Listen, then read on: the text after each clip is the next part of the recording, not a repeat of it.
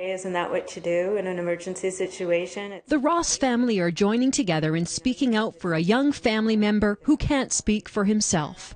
10-year-old Hunter Topping can hear and see, but that's about it. His story was actually in the news 10 years ago, a victim of shaken baby syndrome, but Hunter is about to be forced from the only home he's known. He has been there since he's been a baby and since he was harmed, and he's been in amazing care there. Amazing. We could not have been happier.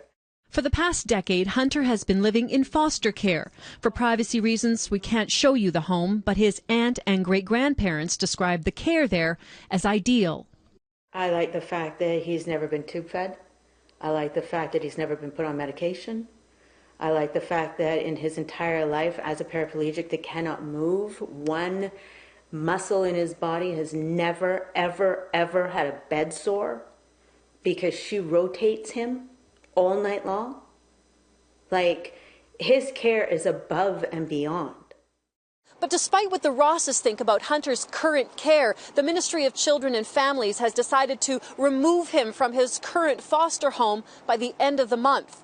In a statement from the ministry, they cite privacy concerns for not being able to talk about Hunter's case. But they do say that they cite safety and a child's well-being in making a decision.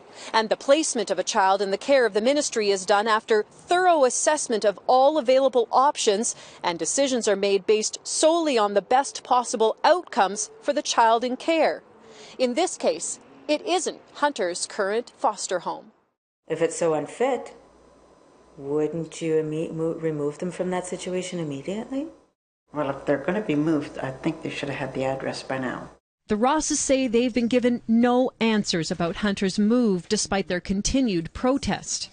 We just feel that it's unjust and unfair and extremely cruel for my nephew, because it's just unfounded. After exhausting all means of appeal, they don't believe the ministry should have such wide-sweeping powers. Why is that just, the hammer comes down and it's the end-all be-all, and there's nothing else that you can do about it once they've reached a decision? His foster parents also attempted unsuccessfully to appeal the decision to have Hunter, a boy they have raised like a son, moved to a group home. Doris Maria Bregalici, Global News, Kelowna.